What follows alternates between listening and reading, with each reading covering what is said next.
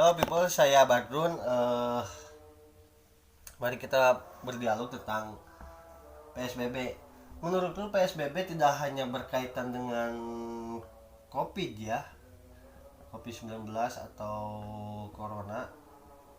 Namun ada kaitannya juga dengan sifat boros bangsa kita ataupun orang-orang kita dan sifat acuh terhadap sesuatu yang dirasa kira itu cukup berbahaya.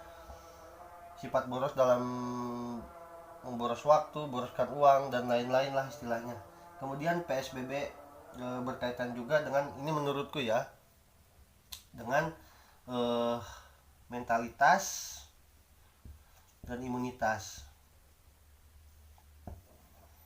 Ada yang kuat, ada yang lemah juga. Mungkin untuk orang yang kuat kayak seperti semacam sekarang, walaupun misalnya banyak orang-orang yang berhenti untuk beraktivitas tapi dia tetap dagang, dia tetap mencari nafkah, itu adalah orang-orang yang kuat. Nah, fungsi PSBB itu adalah memberikan edukasi bahwa orang-orang yang kuat mentalitas dan imunitasnya eh, teredukasi, harus pakai masker, harus jaga-jaga pilih penumpang ataupun pembeli, harus selalu mencuci tangan, harus jaga jarak dan lain-lain. Artinya orang kuat ini akan tetap beraktivitas eh,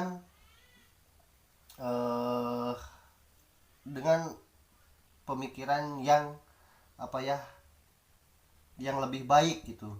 Kalau tadinya asalnya acuh tak acuh lah, bodo amat mau corona ke mau enggak ke, yang penting mah gue nyari nafkah. Nah, tidak seperti itu. Karena apa? Karena adanya PSBB mereka menjadi tahu bahwa corona itu cukup berbahaya, dan akhirnya selain dia karena kuat mental, dia juga kuat pikirannya, jadi dia dapat edukasi semacam dia harus pakai masker dan harus cuci tangan. Nah, yang bermasalah itu adalah orang-orang yang lemah. Jangankan gara-gara corona, gara-gara pacarnya dibawa aja dia marah-marah, dia gampang stres, apalagi kena corona yang kata media bahwa corona korbannya sekian-sekian ribu orang, sekian juta orang kalau ditotalkan dunia. Artinya terus ada kabar bahwa kalau lu kena corona lu artinya nggak bisa kembali lagi bersama keluarga lu nggak bisa bertatapan lagi. Padahal secara secara kalau kita kemarin nonton diskusi antara Jaring dan Dokter Tirta, 80% kemungkinan orang yang kena corona itu bisa sembuh kalau orang yang imunitas dan mentalitasnya kuat. Kalau yang lemah-lemah itu cenderung mudah mampus. Contohnya gini lah, eh, orang yang lemah itu kan cenderung mempunyai sifat boros ini. Ya, karena dia gampang stres, dia akan membuang-buang waktu, dia akan membuang-buang uang untuk hanya mencari kebahagiaan-bahagiaan sesaat. Nah, intinya dengan adanya PSBB menurutku ini sangat membantu bagi masyarakat yang awam pun yang memang sebelumnya sudah tahu.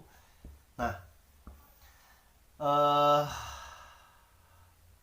apakah ini sepenuhnya tanggung jawab pemerintah? Tentu tidak, karena seperti yang kita tahu pemerintah bikin mau lockdown, bikin kebijakan lockdown, PSBB, yang acuh mah tetap acuh, apalagi kalau PSBB. Nah, kesimpulannya kita sebagai masyarakat yang tahu ataupun yang kebetulan dikasih apa ya, dikasih pengetahuan lebih tentang corona, kasih tahu yang awam, bantu pemerintah untuk mensukseskan PSBB ini untuk mencegah penyebaran virus corona. Supaya apa? Supaya virus corona ini segera dicabut status gawat daruratnya dan kita bisa beraktivitas kembali. Justru menurut saya dengan adanya PSBB ini, orang-orang yang boros dan acuh terhadap lingkungan itu akan lebih apa ya, akan lebih teredukasi. Yang memang sebelum ada corona sehari-harinya cuma main game selama 24 jam, main-main selama 24 jam, nongkrong-nongkrong, pawai-pawai, dia memakan banyak subsidi dari pemerintah, subsidi bensin, subsidi listrik. Nah, akhirnya setelah ada PSBB, orang-orang yang punya sifat boros dan acuh itu mulai mulai merasa stres sendiri karena dia terbiasa membuang waktu untuk nongkrong-nongkrong, dia terbiasa membuang uang untuk jajan-jajan keliling-keliling, cari tempat yang instagramable. Nah, mungkin eh saya sangat setuju PSBB dilanjutkan, tapi untuk orang-orang yang ini, orang-orang yang tidak peduli dengan tetangganya sakit, dia tetap main game, sakit terus si tetangganya tega punya listrik. Harusnya kan si tetangga yang doyan main game itu kurangin lah penggunaan daya listrik. Kemudian uang untuk bayar listrik dia bulan depan itu bisa kan dikasih ke tetangganya kalau misalnya bulan depan masih banyak listrik, karena apa, pengurangan jam waktu main game. Seperti itulah. Terus boros-boros yang suka masih doyan jajanin pacar, bukan gak boleh, tapi maksudnya banyak yang lebih membutuhkan ketimbang pacar lo kan punya orang tua ataupun kekasih selingkuhan lo, itu dia tuh masih ada yang mempertanggungjawabi gitu. Banyak hal yang bisa kita ambil dari PSBB ini. Nah kemudian kita mulai mempunyai pertanyaan, apakah PSBB ini berhasil? Ya cukup berhasil untuk wilayah kita ya, yang acuh tak acuh gitu. Jangankan gara-gara PSBB, pernah ada satu narasumber di LC yang bilang bangsa kita itu jangankan sama yang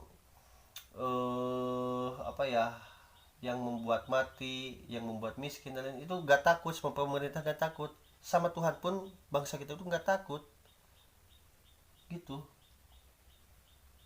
Nah mungkin teman-teman punya apa ya, punya eh, punya bahan untuk saya bedah kembali. Ini mah anggap aja sebagai prolog ataupun pembukaan, kita baca ke jelas kesimpulan. Memang saya terbiasa, silahkan teman-teman ambil sendiri. Nah pokoknya kalau misalnya ada yang pengen ini dibedah secara jelas, teman-teman bisa komen, eh, kasih bahan, nanti kita berdialog kembali. Oke, peace.